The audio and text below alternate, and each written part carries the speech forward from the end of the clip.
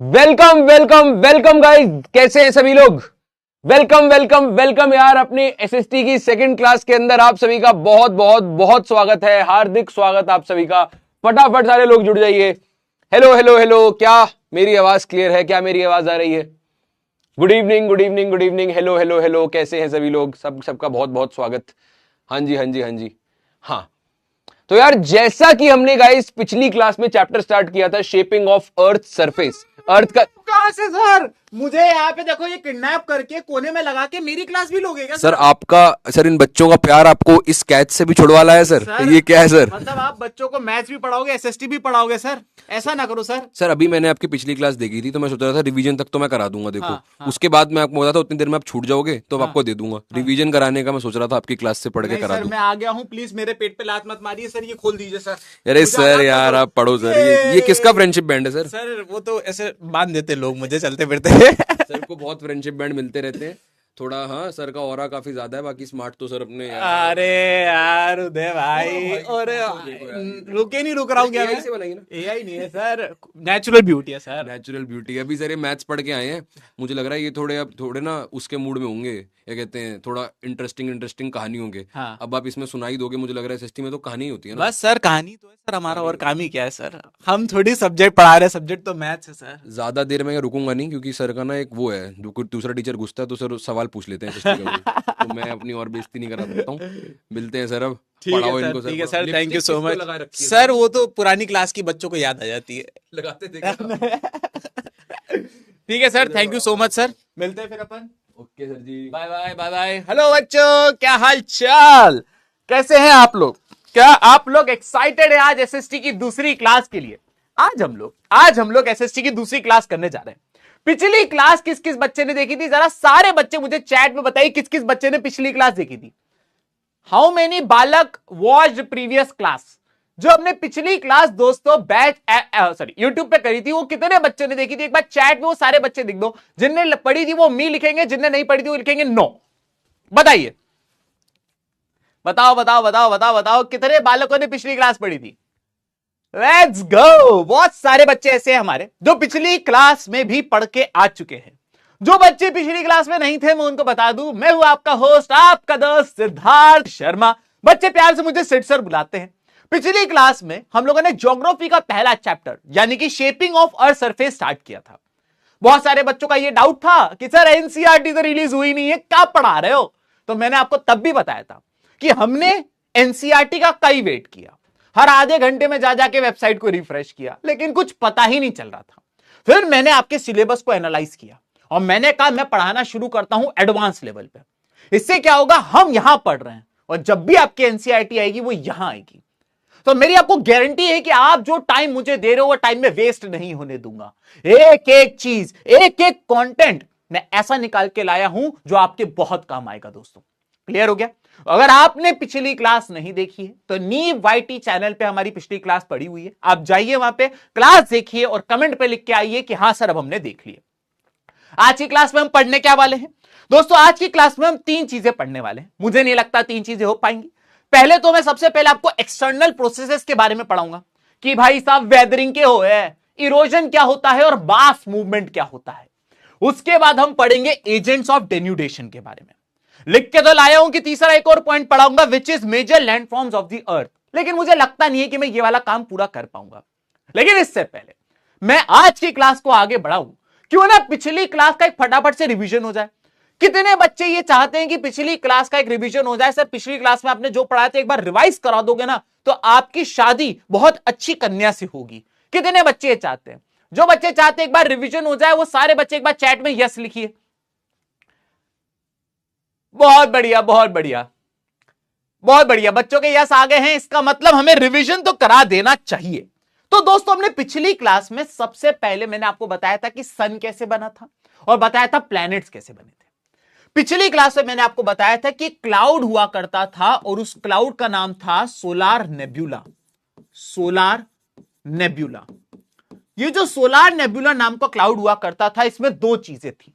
एक तो solar nebula के अंदर हुआ करती थी दोस्तों गैसेस, और दूसरा इस सोलार नेब्यूला के अंदर हुआ करता था डस्ट के पार्टिकल्स। लेकिन ये सोलार नेबुला के बारे में मैंने आपको एक बात और बताई थी कि दोनों चीजें एकदम ऐसी पड़ी हुई थी जैसे आप समर सीजन में कूलर के सामने पड़े रहते हो। यानी कि सोलार नेबुला जो था वो बिल्कुल स्टेशनरी था, बिल्कुल भी हिल नहीं रहा था, बिल्कुल भी हिल डुल नहीं रहा था। तभी मैंने आपको बताया था कि इसके बाजू में एक क्लाउड था और वो क्लाउड बर्स्ट हो गया। एक क्लाउड जो था उसके आसपास वो बर्स्ट हो गया, और जैसे ही सोलार नेबुला के पास एक क्लाउड बर्स्ट हो गया, उसकी शॉक वेव जो थी उसने सोलार नेबुला को डिस्टर्ब कर दिया। इतना डिस्टर्ब कर दिया सोलार नेबुला को कि उसके अंदर मौजूद गैस और डस्ट के पार्टिकल्स जो थे वो तेज तेज तेज तेज गोल गोल गोल गोल घूमने लगे। और एक बार आके वो इतनी तेज तेज गोल में घूमने लगे कि जितना भी सोलार नेबुला नाम का जो क्लाउड था उसका 99.8% पार्टिकल जो था वो सेंटर में जाके जमा हो गया। सारा की सारा पार्टिकल सेंटर में जाके चला गया और इस तरीके से सन बन के तैयार हुआ था।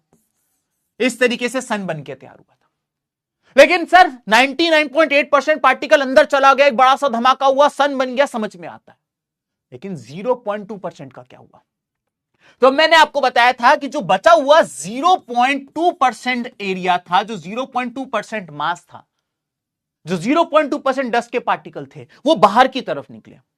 एक डस्ट का पार्टिकल दूसरे डस्ट के पार्टिकल से टकराया, दूसरा तीसरे से टकराया, डस्ट के पार्टिकल टकरा के पत्थर बने, पत्थर टकरा के और बड़े पत्थर बने, और धीमे धीमे करके जो डस्ट के पार्टिकल थे ये जब आउटवर्ड्स बाहर की तरफ भागे और ये जुड़ जुड़ के इकट्ठा हुए, तो इससे फिर दोस्तों प्लैनेट्स बन के तैयार हुए थे, और इससे हमारी धरती बन के तैयार हुई थी।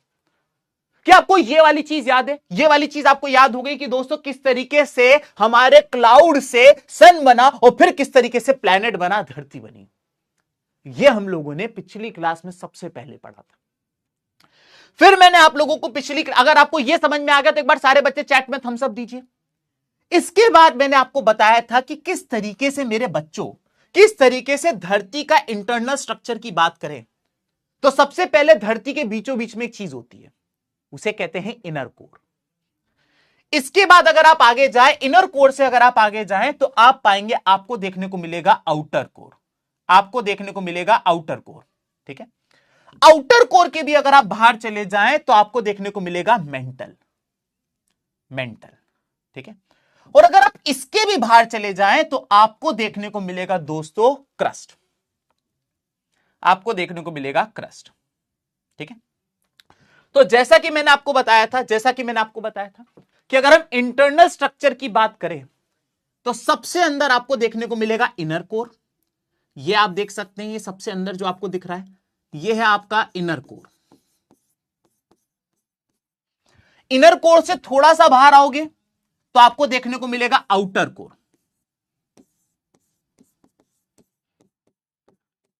आउटर कोर से थोड़ा सा और बाहर आओगे तो आपको देखने को मिलेगा मेंटल, और मेंटल से थोड़ा सा और आप बाहर आओगे तो आपको देखने को मिलेगा मेरी जान, आपको देखने को मिलेगा क्रस्ट, आपको देखने को मिलेगा क्रस्ट।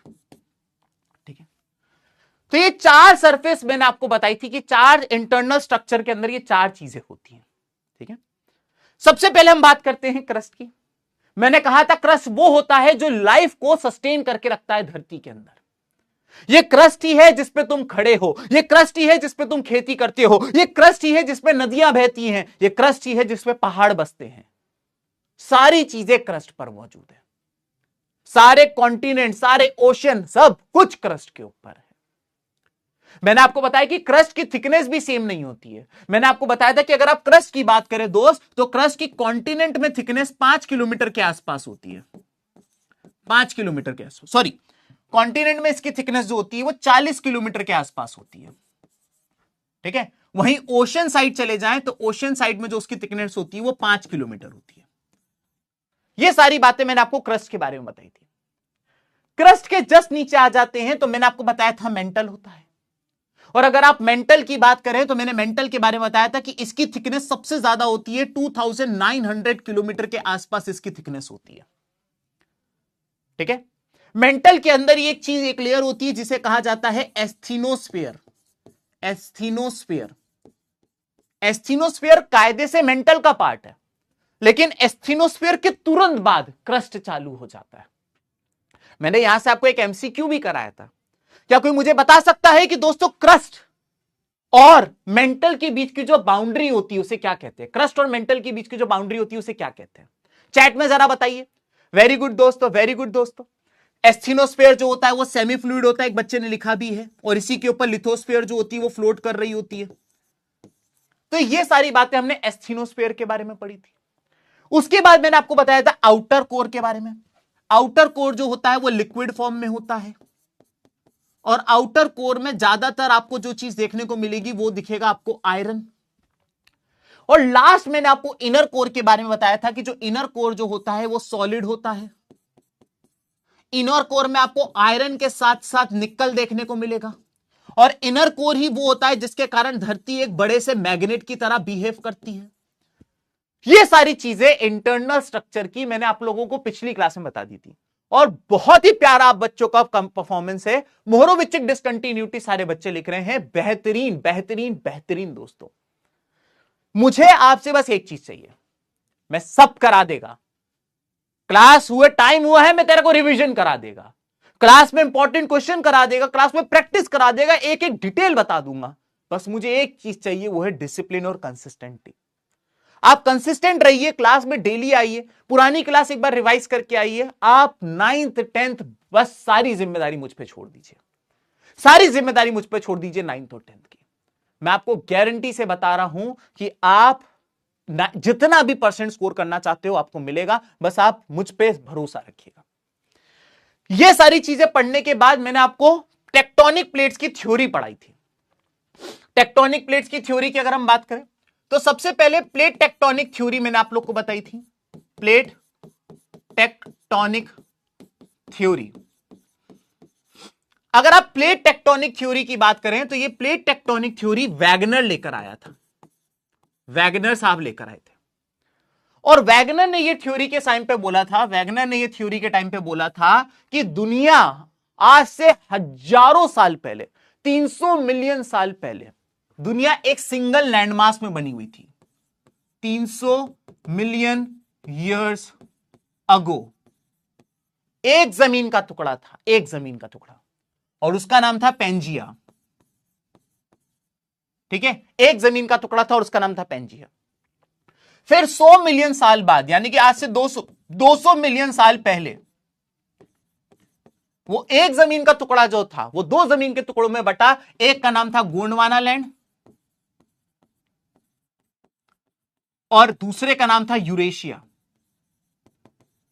और अगर आज हम प्रेजेंट की बात करें तो मैंने आप लोगों को बताया था कि आज की तारीख में अगर हम बात करें तो जमीन पे आज की तारीख में 7 कॉन्टिनेंट्स मौजूद हैं। यह वैगनर की थ्योरी थी, लेकिन वैगनर इस बात का जवाब ना दे पाया कि भाई ये एक कॉन्टिनेंट टूट टूट के 7 कैसे बने, ये नहीं बता पाया वो। उसके बाद आई थी दोस्तों sea floor spreading theory. Sea floor spreading theory, अगर हम सी फ्लोर स्प्रेडिंग थ्योरी की बात करें, ठीक है, तो सी फ्लोर स्प्रेडिंग थ्योरी यह कहती है कि जमीन के नीचों नीचे समुद्र के अंदर चले जाओ, अगर आप समुद्र के अंदर चले जाओ आप अगर, तो आप ये पाएंगे कि यह आपका जमीन है और यह आपका समुद्र आ गया। समुद्र में आपको इस तरीके की मिड ओशियानिक रिज देखने को मिलेगी। ठीक है, अब देखिएगा, यह है आपकी समुद्र के अंदर की बॉटम। ठीक है, और मैंने आपको सी फ्लोर स्प्रेडिंग थ्योरी में बताया था कि जमीन के बीचों बीच में आपको एक पॉइंट देखने को मिलेगा और इस पॉइंट का नाम है मिड ओशियानिक रिज। मैंने आपको बताया था कि सी फ्लोर स्प्रेडिंग यह कहता है कि मिड ओशियानिक रिज से लावा निकल के आएगा, और वो जो लावा निकल के आएगा वो लावा जो है वो लावा यहां पर आके सेटल हो जाएगा, इस मिड ओशियानिक रिज के पास ही आके सेटल हो जाएगा।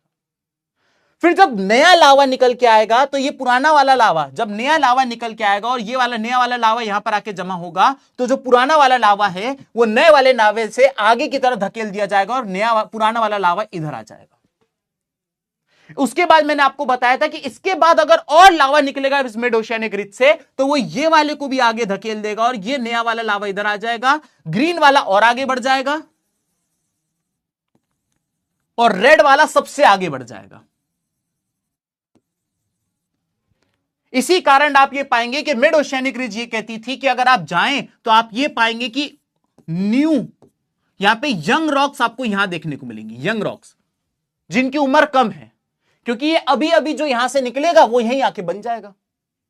लेकिन जो पुरानी रॉक्स होती हैं, जब नई रॉक्स आती है तो वो बाहर की तरफ चली जाती है, पुरानी रॉक्स आती है तो वो और आगे चली जाती है, पुरानी रॉक्स आती है तो वो और आगे चली जाती है। तो आप ये पाएंगे कि जो पुरानी रॉक्स होती हैं वो आपको दोनों तरफ इस तरफ देखने को मिलेंगी, ओल्ड रॉक्स। लेकिन सी फ्लोर स्प्रेडिंग थ्योरी ये नहीं बता पा रही थी कि अर्थक्वेक क्यों आता है, और वो ये भी नहीं बता पा रहे थे कि ये नया लावा बाहर आ ही क्यों रहा है, ये भी नहीं बता पा रहे थे वो। तो यहां पर फिर हमारी तीसरी थ्योरी आई थी दोस्तों, और वो थी कन्वेक्शन थ्योरी। कन्वेक्शन थ्योरी,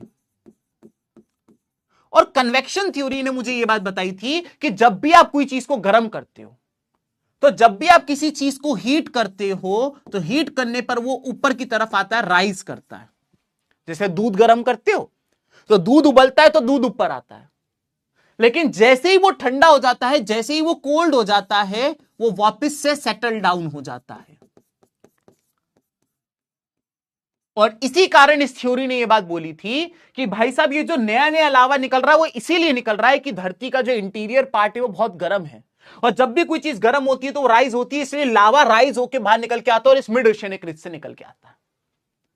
तो अभी तक सारी थ्योरी सही थी, कोई गलत नहीं थी, बस वो क्या कर रहे थे कि कहीं एक जाके अटक जाते थे, एक जगह जाके। तो जहां ये अटके उसको इनने कंप्लीट किया, जहां ये अटके उसको इन्होंने कंप्लीट किया। अब हमें एक ऐसी थ्योरी चाहिए थी जो अपने आप में कंप्लीट हो। तो लास्ट में जो थ्योरी निकल के आ जाती है दोस्तों, जो सबसे ज्यादा इंपॉर्टेंट है, वो है modern plate tectonic theory. Modern plate tectonic theory. और उसने कहा कि पुरानी सारी बातें सही है, पुरानी सारी बातें सही है, इसने भी सही कहा, इसने भी सही कहा, इसने भी सही कहा, और सारी बातें सही हैं, बस हम एक चीज और ऐड करना चाहते हैं। और उसने यह बात बताई कि जब दो प्लेट एक दूसरे से टकराते हैं तो इसे कहा जाता है कन्वर्जिंग बाउंड्री। कई बार ऐसा होता है कि जो दो प्लेट्स होती हैं वो एक दूसरे से दूर चली जाती हैं, इसे कहा जाता है डाइवर्जिंग बाउंड्री।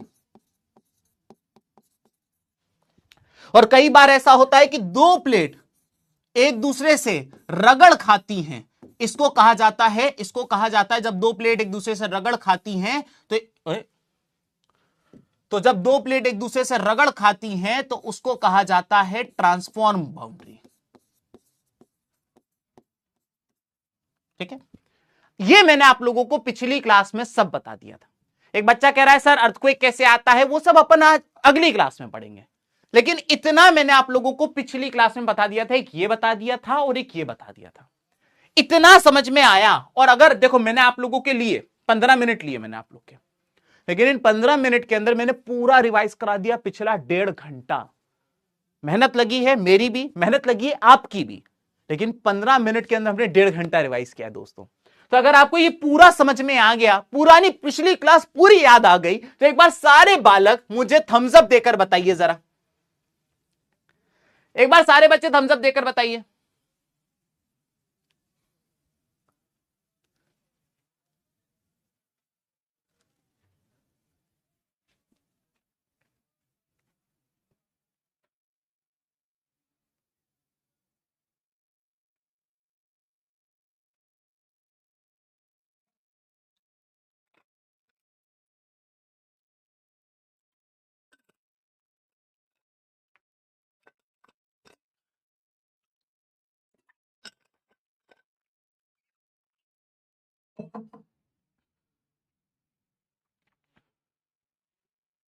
चलिए, समय समाप्त होता है दोस्तों।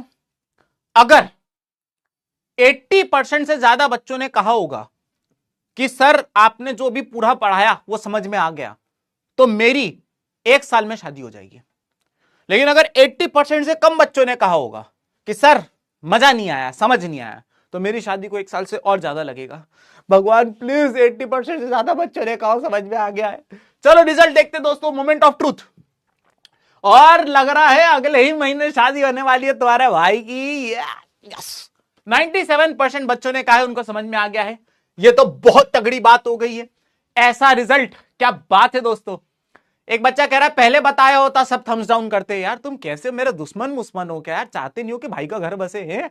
कब तक मैं अपने कपड़े खुद धोऊंगा, कब तक मैं अकेला खाना खाऊंगा, है बड़े आए। चलो भाई, अब आ जाते हैं हम लोग आज नए टॉपिक पे जो हमें आज पढ़ना है। ठीक है, सबसे पहली बात कि भाई what is the difference between internal processes and external processes. आज की क्लास में पीपीटी के साथ बहुत खेला गया है। मैंने आज की क्लास की पीपीटी को बनाने में पूरे 2 दिन लगाए। एक एक चीज, एक एक एलिमेंट खुद से ऐड करी, लेकिन तुम्हें मजा आएगा देखना पढ़ने में। सबसे पहले बात करते हैं what is internal process and what are external process. Internal processes का बच्चों एक नाम और है, उसे कहा जाता है एंडोजेनिक प्रोसेसेस। एक्सटर्नल प्रोसेसेस का एक नाम और है, उसको कहा जाता है एक्सोजेनिक प्रोसेस। तो इंटरनल प्रोसेस और एक्सटर्नल प्रोसेस का एक एक नाम और बताया। इंटरनल प्रोसेस की बात करते हैं। ये वो प्रोसेस है जो धरती के अंदर हो रही होती है। मैंने आपको पिछली क्लास में बताया था कि धरती के अंदर मैग्मा होता है, और ये मैग्मा जो होता है बहुत ज्यादा गर्म हो रहा होता है, जिसके कारण ये मैग्मा कभी भी स्टेबल नहीं रहता है। कभी कभी ये मैग्मा इतना गर्म हो जाता है कि गर्म होने के बाद ये धरती के बाहर निकल के आ जाता है वोल्केनो से in the form of lava. तो ये जो धरती के अंदर मैग्मा है, ये मैग्मा लगातार हिलता डुलता रहता है, कभी बाहर आ जाता है, कभी अंदर आ जाता है, कभी सूख जाता है, कभी गीला रहता है। तो ये जो मैग्मा हो रहा है, ये जो धरती के अंदर जो ये मूवमेंट कर रहा है, इसी को कहा जाता है इंटरनल प्रोसेस। और जो ये मैग्मा का मूवमेंट होता है ना, ये मूवमेंट सडन मूवमेंट होता है। इसीलिए आपने देखा होगा एकदम से भाई साहब अर्थक्वेक आ जाता है, एकदम से वोल्केनो फट जाता है, क्योंकि ये इंटरनल प्रोसेस सडन होती है, एकदम से हो जाती है। ठीक है, तो इंटरनल प्रोसेस धरती के अंदर होती है, धरती के अंदर जो हीट और प्रेशर है उसके कारण होती है, और एकदम से हो जाती है, किसी को संभलने का मौका भी नहीं मिलता है। इंटरनल प्रोसेस के कारण ही वोल्केनो फटते हैं, इंटरनल प्रोसेस के कारण ही अर्थक्वेक्स आते हैं। अब हम बात करते हैं एक्सटर्नल प्रोसेस की। एज द नेम सजेस्ट, वो प्रोसेसेस जो धरती की सरफेस पे हो रही होती हैं, those are called external processes. ये धरती के अंदर हो रही होती हैं, they are forms inside the earth. लेकिन एक्सटर्नल प्रोसेस धरती की सरफेस के बाहर हो रही होती है। इंटरनल प्रोसेस अचानक से हो जाती है, किसी को संभलने का मौका भी ना मिले। लेकिन एक्सटर्नल प्रोसेस जो होती है वो ग्रेजुअली होती है, यानी कि स्लोली होती है, धीमे धीमे होती है। जहां इंटरनल प्रोसेस से अर्थक्वेक, वोल्केनो, ये सब होता है। लेकिन एक्सटर्नल प्रोसेस में आपको वेदरिंग, इरोजन, मास मूवमेंट, ये सब देखने को मिलेगा। सर ये वेदरिंग, इरोजन, मास मूवमेंट क्या हुए हैं, आइए उसको समझते हैं। सबसे पहले अपन बात करते हैं वेदरिंग क्या होता है। आपको आज की क्लास में मैं जितना भी पढ़ा रहा हूं, 2 चीजें आपको अच्छे से याद करके जानी है। एक उसमें से वेदरिंग है और दूसरा उसमें से इरोजन है। ये वेदरिंग और ये इरोजन, इन दोनों में से कोई चीज तुम्हारी स्कूल की एग्जाम में पक्के से पूछी जाएगी। आइए सबसे पहले बात करते हैं वेदरिंग क्या होती है।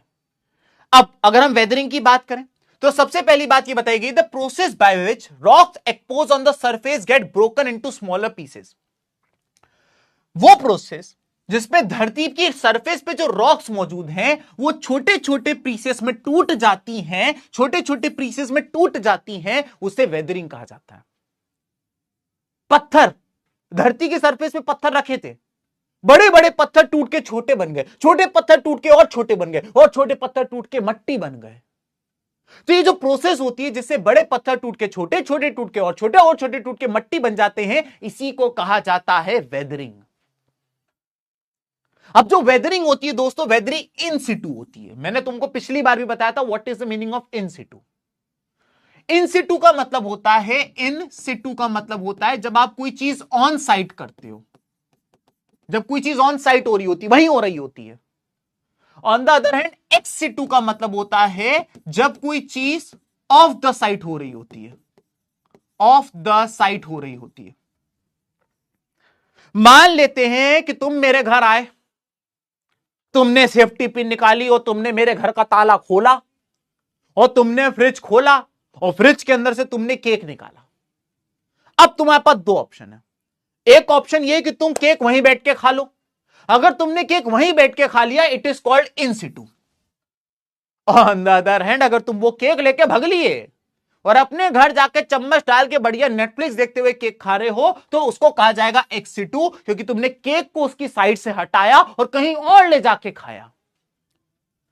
तब जब कोई चीज वहीं हो रही होती है जहां पर वो थी, तो उसे इन सिटू कहा जाता है। लेकिन अगर कोई चीज वहां से हटके कहीं और चली जाती है फिर होती है, तो उसे एक्स सिटू कहा जाता है। तो मेरे घर में ही जो केक मेरे घर में रखा था, अगर वही खा लोगे दैट इज इन सिटू, अपने घर ले जाके खा लोगे एक्स सिटू। क्लियर हो गया? समझ में आ गया? तो जो सरफेस पे जो रॉक्स पड़े हैं, जब बड़े बड़े पत्थर छोटे, छोटे पत्थर और छोटे, और छोटे पत्थर और छोटे टूट जाते हैं, इसी को वेदरिंग कहा जाता है। और वेदरिंग ज्यादातर इन सिटू होती है, वहीं रखे रखे टूटते हैं पत्थर। सवाल ये उठता है कि पत्थर कैसे टूट रहे हैं? सर हमारे सपने टूटे वो समझ में आया, अच्छा सॉरी, लेकिन पत्थर कैसे टूट रहे हैं? दोस्त, पत्थर टूटने के कई रीजंस होते हैं, और यही हमारा अगला टॉपिक है, factors influencing the weathering process. किन किन चीजों से पत्थर टूटे हैं? सबसे पहली बात बताई गई है change in temperature and pressure. Temperature और प्रेशर के चेंज होने के कारण भी पत्थर टूटते हैं। कैसे? आइए मैं आपको बताता हूं। ठीक है, मान लेते हैं कि मेरे पास यहां पर एक पत्थर है, यहां पर मान लेते हैं यहां पर मेरे पास एक पत्थर है। ठीक है सर, पत्थर है आपके पास। ठीक है, अब ये जो रॉक मौजूद है ये अभी नॉर्मल है, बढ़िया चले। लेकिन मान लेते हैं कि यही पत्थर को मैंने अब धूप में रख दिया, यही पत्थर को मान लेते हैं मैंने अब धूप में रख दिया। ठीक है, और जैसे ही इस पत्थर को मैंने धूप में रख दिया, तो आप ये पाएंगे कि यही वाला पत्थर जो है अब वो एक्सपेंड कर जाएगा, वही पत्थर जो है अब वो फूल जाएगा, एक्सपेंड कर जाएगा। क्योंकि मैं आपको तब से बता रहा हूं, किसी भी चीज को जब आप गर्म करते हो तो वो फूल जाती है, बड़ी हो जाती है। भाई आपने तपेली में दूध लिया, आपने देखा अभी भी तपेली में इतनी जगह बाकी है, लेकिन जब उस तपेली के दूध को तुम गर्म करते हो तो फूल के बड़ा हो जाता है। तो किसी भी चीज को जब आप गर्म करते हो तो वो एक्सपेंड करता है। दिन में वो पत्थर एक्सपेंड कर गया, रात होते ही जब जैसे ही सन चला जाएगा, वही पत्थर जो है आप ये पाएंगे कि जैसे ही सन चला जाएगा और रात में जब भैया चंदा मामा आ जाएंगे, तो आप ये पाएंगे कि यही पत्थर जो है वो रात में जो है वो कॉन्ट्रैक्ट कर जाएगा।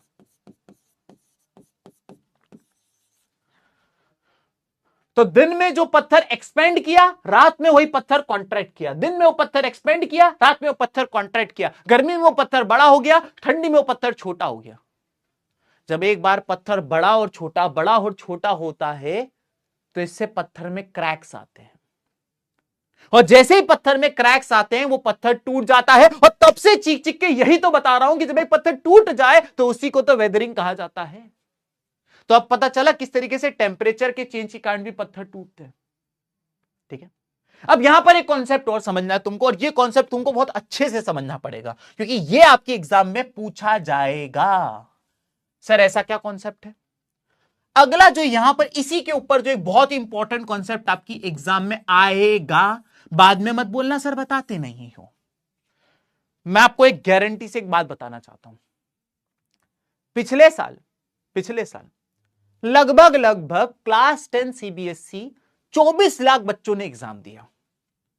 उन 24 लाख बच्चों में से लगभग 8 से 10 लाख बच्चा, यानी हर दूसरा बच्चा जो था उसको मैंने एसएसटी पढ़ाई। फिर क्या हुआ? 80 से 85% मैच बोर्ड एग्जाम के पेपर में आया है। जिस क्वेश्चन पे हाथ रख दिया जाएगा कि ये क्वेश्चन आएगा, वो आपकी स्कूल में, आपकी प्री बोर्ड में, आपकी बोर्ड में आता ही आता है। सर आप तो अंतर्यामी निकले, पेपर लीकर हो आप। नहीं, जब एक टीचर बहुत टाइम से पढ़ा रहा होता है, उसको ये चीज अपने आप एक्सपीरियंस से आ जाती है कि कौन से क्वेश्चंस इंपॉर्टेंट है और कौन से नहीं। इसीलिए मैं आपको बता रहा हूं। यहां पर इसी टॉपिक से एक चीज आती है, वो आता है diurnal range of temperature. Diurnal range of temperature. Sir what is diurnal range of temperature? दिन में आपको पता है टेम्परेचर एक टाइम ऐसा आता है बहुत गर्मी हो जाती है, लेकिन रात में टेम्परेचर कम हो जाता है। दिन में टेम्परेचर बढ़ता है, रात में टेम्परेचर कम हो जाता है। यानी कि एक दिन में कभी ऐसा भी होगा जब मैक्सिमम कोई टेम्परेचर पहुंचेगा, और कभी ऐसा भी होगा कि टेम्परेचर मिनिमम पहुंचेगा। मान लेते हैं कि एग्जाम्पल से समझाता हूं मैं तुम्हें एक एग्जाम्पल से समझाता हूं, ठीक है। ये डायगोनल रेंज ऑफ टेम्परेचर समझाने का मेरे पास एक एग्जाम्पल मौजूद है, ठीक है। मान लेते हैं कि 9 AM पे टेम्परेचर था, मान लेते हैं 25 डिग्री सेल्सियस, ठीक है। उसके बाद 1 PM पे टेम्परेचर हो गया 27 डिग्री सेल्सियस, दोपहर हो रही है, टेम्परेचर बढ़ेगा। 3 PM पे जब धूप एकदम अपनी चरम पे थी, तब ये टेम्परेचर हो गया मेरी जान 35 डिग्री सेल्सियस। ओए होए होए, चिलचिलाती धूप। फिर भाई शाम होने लगी, और शाम होते होते ये पाया गया कि भाई 9 PM हुआ जब, तो टेम्परेचर फिर ड्रॉप होना शुरू हुआ, और अब टेम्परेचर ड्रॉप होके हो गया 22 डिग्री सेल्सियस। अब 9 बजेगी रात की, फिर 10 बजेगी, 11 बजेगी, 12 बजेगी, फिर AM शुरू हो जाता है। यानी कि रात के करीब 2 बजे, मान लेते हैं रात के 2 बज रहे थे, और उस टाइम पे टेम्परेचर ड्रॉप होता होता इतना ड्रॉप हो गया कि आप ये पाएंगे कि इस टाइम पे टेम्परेचर 20 डिग्री सेल्सियस हो गया। अब एक ही दिन के अंदर आप टेम्परेचर में वेरिएशन देख रहे हो, गर्मी गर्मी गर्मी गर्मी गर्मी गर्मी गर्मी, धूप तक आते आते दोपहर तक जाते आते इतनी गर्मी हो जाती है, फिर टेम्परेचर ड्रॉप होना शुरू होता है रात होते होते। तो आपने करना क्या है कि जो आपके दिन का आपका जो मैक्सिमम टेम्परेचर है, आपके दिन का जो मैक्सिमम टेम्परेचर है, उसी दिन के मिनिमम टेम्परेचर से आपको माइनस करना होगा। तो जैसे ही आप मैक्सिमम टेम्परेचर को मिनिमम टेम्परेचर से माइनस कर देते हो, तो आपको देखने को मिलेगी डायगोनल रेंज ऑफ टेम्परेचर, यानी कि DRT। तो DRT निकालने के लिए क्या करना होगा? DRT यानी डायगोनल रेंज ऑफ टेम्परेचर निकालने के लिए उस दिन के मैक्सिमम टेम्परेचर से उसी दिन के मिनिमम टेम्परेचर से माइनस कर दीजिए। और जैसे ही आप मैक्सिमम टेम्परेचर को मिनिमम टेम्परेचर से माइनस कर दोगे, तो आपको DRT यानी कि डायगोनल रेंज ऑफ टेम्परेचर मिल जाएगा। 2 नंबर के लिए डेफिनेशन आ गई एग्जाम में, what is diagonal range of temperature. तो आपको बोलना है when we subtract the maximum temperature of the day to this minimum temperature of that similar day, then we get diurnal range of temperature। Clear हो गया? अगर सारे बच्चों को डायगोनल रेंज ऑफ टेम्परेचर समझ में आ गया, तो एक बार सारे बच्चे सिट्स और ओपी लिख के दिखाइए। एक बार सारे बालक सिट्स और ओपी लिख के दिखाइए अगर आपको ये समझ में आ गया।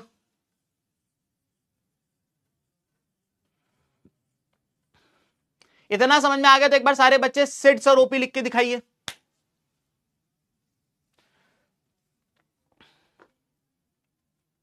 बहुत बढ़िया, बहुत बढ़िया, सिट्स और ओपी आने लगा है मेरे पास, वेरी गुड। तो ये तो हो गया कि भाई पत्थर टूटने का एक रीजन ये है कि दिन में पत्थर गर्म होता है, फैल जाता है, रात में पत्थर ठंडा होता है, सिकुड़ जाता है, फैलता है, सिकुड़ता है, फैलता है, सिकुड़ता है, इससे पत्थर में क्रैक आ जाते हैं। हमने ये समझ लिया। अगला पॉइंट आ जाता है आपका action of running water. Running water से भी भाई टेम्परेचर जो है वो खराब होता है, चेंज होता है। ये कैसे होता है ये समझते हैं। इस वाले को मैं आपको नेक्स्ट स्लाइड में बताऊंगा, ये वाले को मैं आपको नेक्स्ट स्लाइड में बताऊंगा। हाँ, मैं इसको आपको नेक्स्ट स्लाइड में बताऊंगा, ठीक है। क्या बताना है मुझे इसमें आपको? सिंपल सी बात है कि कई बार क्या होता है, चलो इसी में बता देता हूं, इसको भी आगे डिटेल में भी मुझे बताना ही है, इसको यहीं बता देता हूं मैं आपको। तो सबसे पहले अपन आ जाते हैं एक्शन ऑफ वाटर। पानी के कारण भी पत्थर टूटता है। सर पानी के कारण पत्थर कैसे टूटता है, मैं बताता हूं। एक मान लेते हैं पत्थर है आपके पास, ठीक है, पत्थर है। अब पत्थर में कोई छोटा मोटा क्रैक होगा, ठीक है। तो पानी, जब बारिश का पानी आता है तो पत्थर के क्रैक में जाके भर जाता है, ठीक है सर, भर गया, कोई बात नहीं। अब जब रात होती है तो कई बार टेम्परेचर इतना कम हो जाता है, इतना कम हो जाता है कि जो क्रैक में पानी भरा था वो पानी बर्फ बन जाता है। जैसे ही वो पानी बर्फ बन जाता है, वो पानी फैलने लगता है, सुकून फैलने लगता है, और जैसे वो फैलने लगता है, वो क्रैक को, जो छोटा सा क्रैक था, उसको खींच के बड़ा कर देता है। अगले दिन सुबह हो जाती है, जो पानी रात को बर्फ बना था वो वापस से पानी बन जाता है, ठीक है, लेकिन क्रैक तो बड़ा हो चुका है। अब मान लेते हैं बारिश और हुई, अब उस बड़े क्रैक में और पानी भरा गया, फिर क्या होगा? फिर रात होगी, टेम्परेचर इतना कम हो जाएगा कि वो क्रैक में जो पानी भरा हुआ है अब वो फिर बर्फ बन जाएगा। जैसे ही वो बर्फ बनेगा तो वो पत्थर के जो क्रैक है उसको खींच के और बड़ा कर देगा, क्योंकि वो क्रैक बड़ा, बर्फ जो होती है वो एक्सपेंड करती है। ऐसे कर करके वो पानी जो क्रैक है उसमें पानी भरेगा, बर्फ बनेगा, क्रैक को फैलाएगा, ठंडा हो जाएगा, गर्म होकर वापस पानी बनेगा। ऐसे करके बार बार करके एक टाइम पे आके क्रैक वो इतना बड़ा बन जाएगा कि वो पत्थर 2 टुकड़ों में टूट जाएगा। इस तरीके से भी पत्थर टूटते हैं। सर नहीं समझ में आया, कोई बात नहीं, अभी इसको आगे हम एक और बार डिटेल में पढ़ेंगे। 5 मिनट दे मुझे बस। अगला पत्थर कैसे तोड़ा जा सकता है? अगला पत्थर तोड़ा जाता है बायोलॉजिकल प्लांट से। प्लांट से भी आप पत्थर तोड़ सकते हो। सर कैसे? ये देखो, ये पत्थर है, ठीक है। अब पत्थर के साथ जैसे मैं इससे पहले भोपाल में एक बिल्डिंग में रहता था, तो उस बिल्डिंग की छत पे पीपल का पेड़ उग जाता था। अब सब परेशान, अरे पीपल का पेड़ उग गया, पीपल का पेड़ उग गया बिल्डिंग की छत पे। मैंने कहा तो प्रॉब्लम क्या है? बोले प्रॉब्लम ये है कि ये जो पेड़ उग जाता है, इसकी जो जड़ें होती हैं वो क्रैक्स में जाने की कोशिश करती हैं। इसकी जो जड़ें होती हैं वो क्रैक्स में जाने की कोशिश करती हैं। जब जड़ें क्रैक्स में चली जाती हैं तो वो क्या करती है, जब एक टाइम पे आके क्रैक बंद हो जाता है, लेकिन जड़ें और अंदर घुसने की कोशिश करती हैं, क्रैक को और बड़ा करती जाती हैं। एक टाइम ऐसा आता है क्रैक इतने बड़े बड़े हो जाते हैं कि वो जो पत्थर है वो 2 टुकड़ों में टूट जाएगा। तो यही बात बताई गई है कि जो प्लांट्स हैं, प्लांट्स के कारण भी पत्थर टूट जाते हैं, क्योंकि जो उनकी जड़ें होती हैं वो जगह बनाने की कोशिश करती है, क्रैक्स में घुस जाती है और वो क्रैक्स को खींच के बड़ा कर देती है। Last but not the least, animals and human activities. भाई आपने सुना होगा कुछ एनिमल्स होते हैं जो जमीन के अंदर गड्ढा खोद के रहते हैं, उन्हें कहा जाता है रोडेंट्स। जैसे खरगोश हो गया, चूहा हो गया, जमीन के अंदर गड्ढा खोद के रहते हैं। तो इनके कारण भी आपको वेदरिंग देखने को मिलेगी। तो अगर आपसे कोई पूछे व्हाट इज वेदरिंग, तो आपको बोलना है कि weathering is the process when the rocks present on the surface of the earth gets broken into small pieces. यानी कि धरती की सरफेस पे जो रॉक्स मौजूद हैं, जब वो छोटे छोटे टुकड़ों में टूट जाते हैं, इसी को वेदरिंग कहा जाता है। और वेदरिंग 4 रीजंस के कारण होती है। टेम्परेचर, दिन में बड़ा होगा, रात में ठंडा होगा, बड़ा होगा, ठंडा होगा, उसमें क्रैक आएगा। दूसरा, एक्शन ऑफ वाटर, रात में पानी घुसेगा, ठंडा होगा, बर्फ बनेगा, क्रैक को बड़ा कर देगा।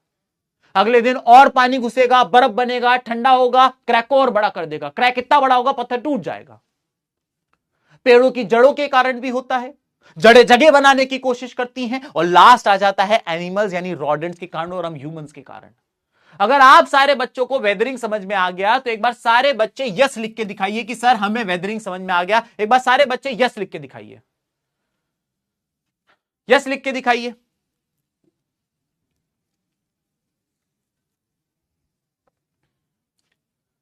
चलिए यस आ गए हैं मेरे पास। अब आ गया है अगला क्वेश्चन। देखो वेदरिंग के बारे में क्या पूछा जा सकता है कि वेदरिंग क्या होता है, डिफरेंट टाइप्स ऑफ वेदरिंग बता दो। ठीक है, ये दोनों क्वेश्चन एक साथ आते हैं। What is weathering, explain different types of weathering. What is weathering, explain different types of weathering. कौन कौन सी टाइप्स की वेदरिंग होती है? सबसे पहला आता है फिजिकल वेदरिंग, फिर आता है केमिकल वेदरिंग और फिर आता है बायोलॉजिकल वेदरिंग। तो एक एक करके आइए इन तीनों तरीके की वेदरिंग को पढ़ेंगे। Physical, chemical and biological weathering के बारे में पढ़ेंगे। ठीक है, तो सबसे पहले अपन बात करते हैं फिजिकल वेदरिंग। बड़ा सिंपल है, बड़ा सिंपल है फिजिकल वेदरिंग। फिजिकल वेदरिंग में क्या होता है, बस जो पत्थर है वो टूट गया है, बस उसका कोई केमिकल कंपोजिशन नहीं बदला, बस पत्थर टूट गया है। ठीक, फॉर एग्जांपल मान लेते हैं मेरे पास ये पत्थर है और इस पत्थर के मैंने 4 टुकड़े कर दिए। अब वो जो 4 टुकड़े हैं, अगर आप उनका केमिकल टेस्ट लें तो उन चारों टुकड़ों का और जो बड़ा सा पत्थर था उनका केमिकल कंपोजिशन सेम निकलेगा कि नहीं? निकलेगा ना, क्योंकि जो तुमने छोटे पत्थर बनाए वो बने तो इसी बड़े पत्थर से हैं। कैसी बातें कर रहे हो छोटी बहू। तो जब आप एक पत्थर को तोड़कर छोटे पत्थर बना लेते हैं, जब आप एक बड़े पत्थर को तोड़कर छोटे छोटे पत्थर बना लेते हैं, बस उसका केमिकल कंपोजिशन नहीं चेंज होने देते हैं, that is called physical weathering. तो physical weathering is disintegration of rock takes place without any change in their chemical composition. Chemical composition में बिना कोई चेंज किए जब बस पत्थर टूट जाए, that is called physical weathering. अब फिजिकल वेदरिंग 2 बड़े रीजन से मैं आपको बताता हूं। सबसे पहले मैंने आपको बताया था 5 मिनट रुक जाओ, उसको डिटेल में पढ़ाऊंगा। सबसे पहले आ जाता है frost action and freeze thaw weathering. Frost action and freeze thaw, एक ही चीज है, दोनों एक ही चीज है, बस दो नाम से बताया गया। तो सबसे पहले अपन बचते हैं फ्रॉस्ट एक्शन और फ्रीज थ्रो वेदरिंग होती क्या है। ठीक है, जरा ध्यान से देखिएगा, ध्यान से देखिएगा। ये एक पत्थर है, ठीक है। इस पत्थर में आप देख सकते हैं यहां पे एक क्रैक था, छोटा सा क्रैक था, ज्यादा बड़ा क्रैक नहीं था। ठीक है, उस क्रैक में पानी घुस गया, कोई बात नहीं सर। ठीक है, अब जब रात हुई तो जो क्रैक में पानी घुसा था वो बर्फ बन गया, और जैसे ही वो बर्फ बनेगा, रात में जैसे ही वो जो पानी अंदर घुसा था वो बर्फ बनेगा, वो क्रैक को फैलाएगा, वो क्रैक को और बड़ा करने की कोशिश करेगा, और आप देख सकते हैं क्रैक और बड़ा हो जाएगा। रात को वही पानी जो बर्फ बना था, वो पानी क्या करेगा, क्रैक को फैलाएगा, बर्फ को फैलाएगा, और ये क्रैक और बड़ा हो जाएगा। अगले दिन क्या होगा, अगले दिन मान लेते फिर बारिश हो गई। अब ये जो इतना बड़ा क्रैक है, देखो पहले इतना पानी सिर्फ इतना जमा हो रहा था, अब आप देख सकते हो पानी कहां तक जा रहा है। अगले दिन बारिश हुई, उस क्रैक की गहराइयों तक पानी चला गया, गहराइयों तक पानी चला गया, फिर बर्फ बना वो पानी। और बर्फ क्या करती है, बर्फ एक्सपेंड करती है, और जैसी बर्फ एक्सपेंड करेगी वो इस क्रैक को और बड़ा करेगी। एक टाइम पे आके वो क्रैक इतना बड़ा हो जाएगा कि ये एक पत्थर दो पत्थरों में टूट जाएगा, और जब एक पत्थर टूट के दो पत्थरों में टूट जाता है तो उसी को तो वेदरिंग कहा जाता है, क्योंकि इसका केमिकल कंपोजिशन सेम है। मतलब यहां पे जो पत्थर का केमिकल कंपोजिशन था और यहां पे ये जो दोनों पत्थर का केमिकल कंपोजिशन है वो सेम है। अगर मान लीजिए ये वाला पत्थर के अंदर बॉक्साइट है तो ये दोनों पत्थर भी बॉक्साइट ही होंगे। तो क्योंकि chemical composition remains the same, इसलिए इसको फिजिकल वेदरिंग कह रहे हैं, और क्योंकि ये पानी बर्फ के कारण हो रहा है इसलिए इसको फ्रॉस्ट एक्शन या फ्रीज थ्रो वेदरिंग कह रहे हैं। क्या आपको ये फ्रॉस्ट एक्शन या फ्रीज थ्रो वेदरिंग समझ में आई? मैं आप लोगों को सबसे पहले 30 सेकंड दे रहा हूं ये पढ़ने के लिए। ये डेफिनेशन पढ़िए, ये तीनों डायग्राम देखिए। अगर आपको समझ में आया तो उसके बाद मैं आपको एक पोल कराऊंगा, आपको बताना उसमें समझ में आया कि नहीं आया। 30 सेकंड का समय है, एक बार इसको अच्छे से पढ़िए, कोई जल्दीबाजी नहीं है, आराम से पढ़ेंगे। 9th क्लास डिफिकल्ट क्लास है दोस्तों।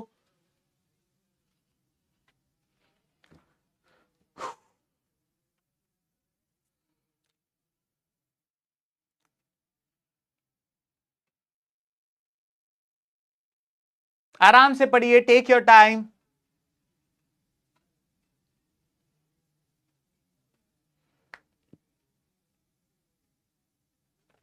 चलिए, समय समाप्त हुआ है। एक बार हम फटाफट पोल करा लेते हैं, ये चेक करने के लिए कि आप बच्चों को समझ में आया कि नहीं आया, है ना। देखो बच्चों, एक बात ध्यान रखो कि ऑनलाइन क्लास में मुझे आपकी हेल्प चाहिए रहेगी। इस समय कैमरे के उस पार, स्क्रीन के उस तरफ लाखों बच्चा मुझे देख रहा है। ऐसे में आपका, क्योंकि मैं जब ऑफलाइन पढ़ाता था तो मैं आंखें देख के समझ जाता था कि तेरे को समझ में आया कि नहीं आया। बच्चा पूछने की हिम्मत ही नहीं करता था, लेकिन मुझे पता चल जाता कि इसको समझ में नहीं आया, मैं वापस पढ़ा देता था। यहां मैं वो नहीं कर पाऊंगा। तो ईमानदारी से पोल दीजिए, बताइए आपको समझ में आया कि नहीं आया, और उस फिर अपन फिर से कर लेंगे ना। अच्छे नंबर लाएंगे, बेस बनाएंगे, तुम देखना रॉक करके आओगे तुम इस साल और अगले साल, मजा आ जाएगा तुमको।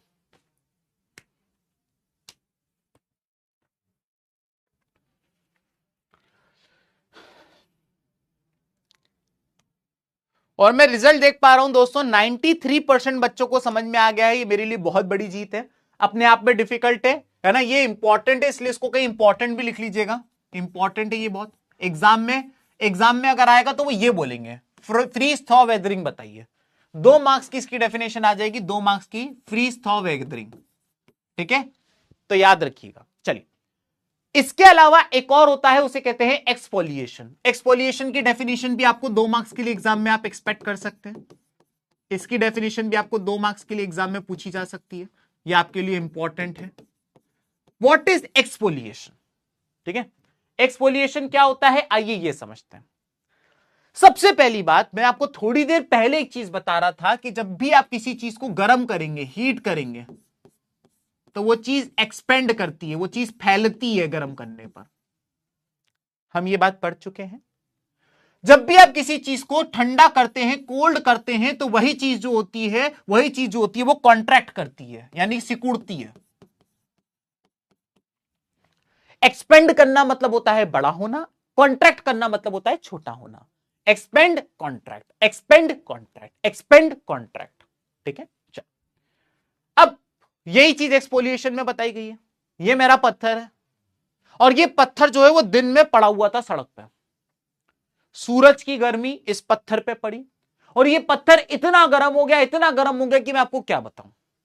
ऑब्वियस सी बात है, जब पत्थर गर्म होगा तो पत्थर गर्म होने के बाद एक्सपेंड करेगा, तो ये पत्थर गर्म होने के बाद बड़ा हो गया। जैसे ही ये पत्थर बड़ा हो गया, आपने देखा ये कितना बड़ा हो गया पत्थर, पहले पत्थर छोटा था, पहले देखिए पत्थर सिर्फ यहां तक आता था, अब ये पत्थर देखिए बड़ा हो गया, क्योंकि गर्मी में तो चीज बड़ी होती है। रात में यही पत्थर ठंडा होगा और जब कोई भी चीज ठंडी होती है तो वो कॉन्ट्रैक्ट करती है, सिकुड़ जाती है, रात में यही पत्थर सिकुड़ जाएगा। मतलब बड़ा होने पर, छोटा होने पर, बड़ा होने पर, छोटा होने पर, बड़ा होने पर, छोटा होने पर, ये पत्थर की जो सरफेस है वो लूज हो जाएगी, इसकी जो सरफेस है वो लूज हो जाएगी। जब किसी चीज को तुम बार बार फैलाओगे, छोटा करोगे, फैलाओगे, छोटा करोगे, तो वो चूरा चूरा नहीं होने लगेगा। आप ये पाओगे एक टाइम ऐसा आएगा कि इस पत्थर की जो सरफेस है ना, प्याज के छिलके की तरह निकलने लगेंगी, प्याज के छिलके की तरह निकलने लगेंगी, और इसी को कहा जाता है एक्सफोलिएशन। एक्सफोलिएशन का मतलब होता है जब एक पत्थर की लेयर पील ऑफ होने लगती है, पील ऑफ होने लगती है, जैसे कि एक अनियन की लेयर पील ऑफ होती है, जैसे प्याज छीलते हो ना, वैसे जब पत्थर की बाहर की लेयर पील ऑफ होने लगती है तो इसी को एक्सफोलिएशन कहते हैं। एक बार बहुत ही डिफिकल्ट क्वेश्चन एग्जाम में पूछ लिया गया, उसने कहा एक्सफोलिएशन क्या होता है, हमें पता है, हमें मत बताओ। एक्सफोलिएशन का मतलब होता है जब दिन में गर्मी होती है पत्थर बड़ा हो जाता है, रात में ठंडी होने पर पत्थर छोटा हो जाता है, बार बार बड़ा छोटा बड़ा छोटा बड़ा छोटा होने पर पत्थर पे क्रैक आ जाते हैं, और जैसे प्याज की लेयर्स निकल जाती हैं वैसे इस पत्थर की लेयर्स भी निकल जाती हैं। This is called exfoliation. बोले हमें पता है, लेकिन एक्सफोलिएशन किसके कारण हो रहा है? तो आपको बताना है कि एक्सफोलिएशन का जो मेन रीजन है, अगर आप जानना चाहें तो मेन रीजन जो है एक्सफोलिएशन का वो है डायर्नल रेंज ऑफ टेम्परेचर। ये हम पढ़ चुके हैं, डायर्नल रेंज ऑफ टेम्परेचर। इसके कारण ही दोस्तों एक्सफोलिएशन होता है, इसी के कारण एक्सफोलिएशन होता है। जब एक दिन में टेम्परेचर मैक्सिमम भी जाए और मिनिमम भी जाए, तो मैक्सिमम जाने पर पत्थर गर्म होकर एक्सपेंड करेगा, मिनिमम जाने पे वही पत्थर ठंडा होकर कॉन्ट्रैक्ट करेगा, एक्सपेंड कॉन्ट्रैक्ट करने पर पत्थर की लेयर्स चटकने लगेंगी और इसी को एक्सफोलिएशन कहा जाता है। ठीक है, तो आपने देखा पत्थर टूटा, यहां पे भी पत्थर टूटा था, यहां पे भी पत्थर टूटा था, लेकिन यहां पानी के कारण टूटा था। पानी क्रैक में गया, बर्फ बना, क्रैक को बड़ा कर दिया। अगले दिन और पानी गया, बर्फ बना, क्रैक को और बड़ा कर दिया, पत्थर टूट के दो हो गया। Freeze thaw weathering.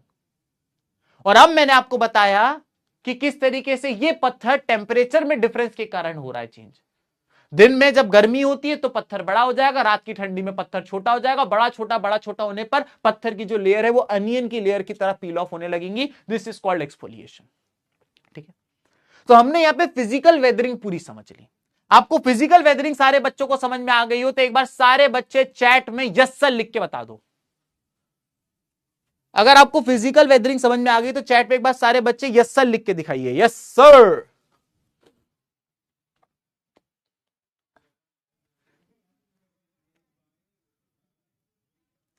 आ गया, चलो बहुत बढ़िया। सूर्यांश का यस आया सबसे पहले, फिर कार्तिक, सृष्टि, आदित्य, प्रिया, मानसी, शगुफा, वैदिक, ध्रुव, शिवांक, तान्या, सृष्टि, रुचि। बहुत बढ़िया, अब तो बहुत सारे यस आ गए। डन हो गई बात। सर आपने बताया था वेदरिंग 3 तरीके की होती है, आप ही तो कह रहे थे। ये देखिए, हमने अभी पढ़ लिया फिजिकल वेदरिंग, अब हम पढ़ने जा रहे हैं केमिकल वेदरिंग।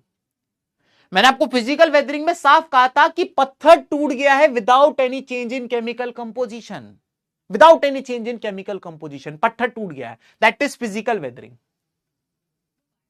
अब पत्थर टूट जाए और उसका केमिकल कंपोजिशन भी चेंज हो जाए, that is called chemical weathering. और आइए अब अपन इसी को समझते हैं कि केमिकल वेदरिंग क्या होता है। कहां गया chemical weathering? Chemical weathering, chemical weathering, ये रहा केमिकल वेदरिंग।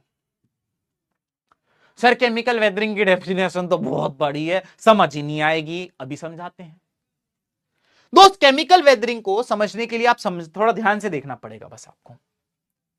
मान लेते हैं कि मेरे पास यहां पर एक बड़ा सा पत्थर है, ठीक है। मान लेते हैं कि मेरे पास एक यहां पे बड़ा सा एक पत्थर था, ठीक है सर, समझ गए। आपके पास एक बहुत बड़ा पत्थर है सर, ठीक है। हाँ, तो अब हुआ क्या दोस्तों, इस पत्थर के बीचों बीच हमने देखा, इस पत्थर के बीचों बीच में मान लेते हैं लाइमस्टोन है। यहां पे आप देख सकते हैं, यहां पे पत्थर के बीचों बीच में लाइमस्टोन है। ये जो आप देख रहे हैं पत्थर के बीचों बीच में, यहां पर आपको एक लाइमस्टोन देखने को मिलेगा, ठीक है। तो ये जो आप देख रहे हैं ये लाइमस्टोन है। सर लाइमस्टोन क्या होता है हमें तो पता ही नहीं। लाइमस्टोन एक तरीके का पत्थर होता है यार, तुमको परेशान हो रहा हो। अब लाइमस्टोन की एक बहुत ही बढ़िया प्रॉपर्टी यह है कि limestone is soluble in water, soluble in water, ठीक है। अब ये जो लाइमस्टोन है ये पानी में डिसॉल्व हो जाता है, सॉल्यूट हो जाता है, घुल जाता है पानी के अंदर, ठीक है सर। बहुत बढ़िया बात चल रही है अभी तक तो। अब हुआ क्या, एक दिन बारिश हुई, ठीक है, और इस बारिश का पानी इस पत्थर पे गिरा, इस बारिश का पानी इस पत्थर पे गिरा दोस्तों। क्या होगा, मैं आपको थोड़ी देर पहले बता रहा था कि जो ये पानी है, इस पानी में लाइमस्टोन घुल जाता है, इस पानी में ये लाइमस्टोन घुल जाता है। तो जैसे ही ये पानी इस लाइमस्टोन पे गिरेगा, वो लाइमस्टोन को अपने अंदर डिसॉल्व कर लेगा, घुला देगा। और जैसे ही लाइमस्टोन उस पानी में घुल जाएगा, तो आप पाएंगे कि धीमे धीमे करके पानी में जब ये लाइमस्टोन पूरा घुल जाएगा, तो ये पानी में घुलने के बाद ये जो लाइमस्टोन है, ये लाइमस्टोन ऐसे ऐसे करके पानी में घुलने के बाद गायब हो जाएगा।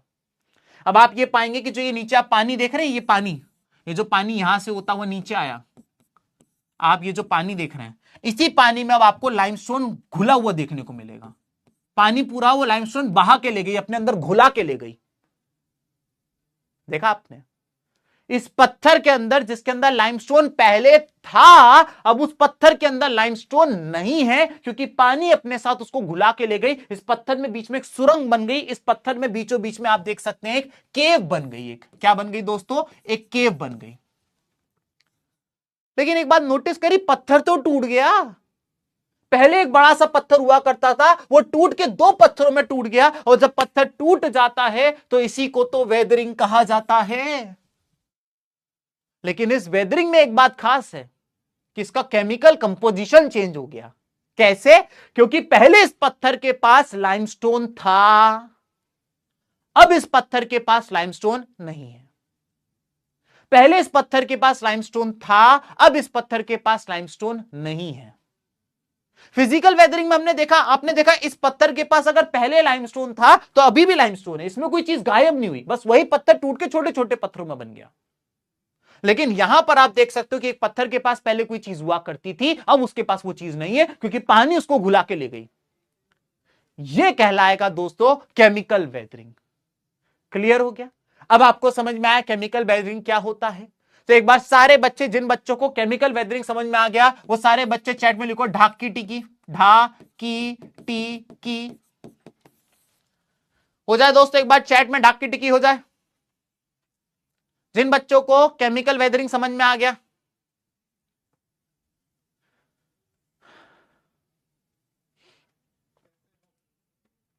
हो जाए दोस्तों, एक बार ढाक की टिकी हो जाए। लेट्स गो, वेरी गुड यार। ढाकी टिके आने लगे, खट खट खट खट खट खट खट खट, ऐसे ही चैट भागनी चाहिए दोस्तों ये चीजों को समझाने में टाइम लगता है, और आप प्लीज थोड़ा सा पेशेंस रखिएगा। आप बहुत अच्छे से पढ़ रहे हैं, मैं आपका पोल वगैरह ले रहा हूं, सारे पोल 90% से ज्यादा जा रहे हैं। ये इस बात का प्रमाण है कि आप लोग बहुत सही जगह आए और आप बहुत अच्छे से पढ़ना चाहते हो। हम जितना डिटेल में पढ़ा रहे हैं, मैं आपको गारंटी देके बता रहा हूं, भारत देश में तुम मुझे कहीं से भी देख रहे हो, तुम्हारे स्कूल का टीचर तुम्हें कैसा ही पढ़ाता हो, तुम किसी भी कोचिंग में जाते हो, तुम कोई भी ऑनलाइन टीचर से पढ़ लो, लेकिन जितना डिटेल में मैं तुमको बता रहा हूं, भारत देश में इससे ज्यादा डिटेल में तुम्हारे कॉन्सेप्ट्स को कोई क्लियर नहीं कर सकता। पीरियड। गारंटी बोल रहा हूं, डंके की चोट पे बोल रहा हूं ये बात मैं तुमको। ठीक है? ठीक है सर। वेदरिंग आपने दो तरीके की पढ़ा दी है अब तक 56 ये हो चुका है दोस्तों कि हमने वेदरिंग दो तरीके की पढ़ ली है। हमने फिजिकल वेदरिंग पढ़ ली, हमने केमिकल वेदरिंग पढ़ ली। फिजिकल वेदरिंग में केमिकल कंपोजिशन चेंज नहीं होता है, बस बड़ा पत्थर टूट के छोटे पत्थरों में कन्वर्ट हो जाता है। केमिकल वेदरिंग के अंदर पत्थर तो टूटता है, साथ ही साथ उस पत्थर का केमिकल कंपोजिशन भी चेंज हो जाता है। आखिरी तरीके की वेदरिंग जो हम पढ़ने जा रहे हैं वो है बायोलॉजिकल वेदरिंग। ऑल्दो मैं तुमको बायोलॉजिकल वेदरिंग समझा चुका हूं, एक बार शॉर्ट में और करा दूंगा। ये देखिए, जब जीव जंतुओं के कारण, सर जीव जंतु लिविंग ऑर्गेनिजम्स कौन होते हैं? कोई से भी लिविंग ऑर्गेनिज्म हो, ठीक है, कोई भी लिविंग ऑर्गेनिज्म हो, कोई भी लिविंग ऑर्गेनिज्म हो, चाहे वो ट्रीज हो, ट्रीज की रूट भी वेदरिंग करती है, मैं तुम्हें सिखा चुका हूं। जड़ें मट्टी के अंदर जाती हैं, पत्थरों के अंदर से घुसने की कोशिश करती हैं, उनके छोटे छोटे क्रैक्स में जड़ें घुस जाती हैं, और जब छोटे छोटे पत्थरों के क्रैक्स में जड़ें घुस जाती हैं तो वो क्रैक को खींच के बड़ा कर देती है, पत्थर को तोड़ देती हैं। हमने पढ़ा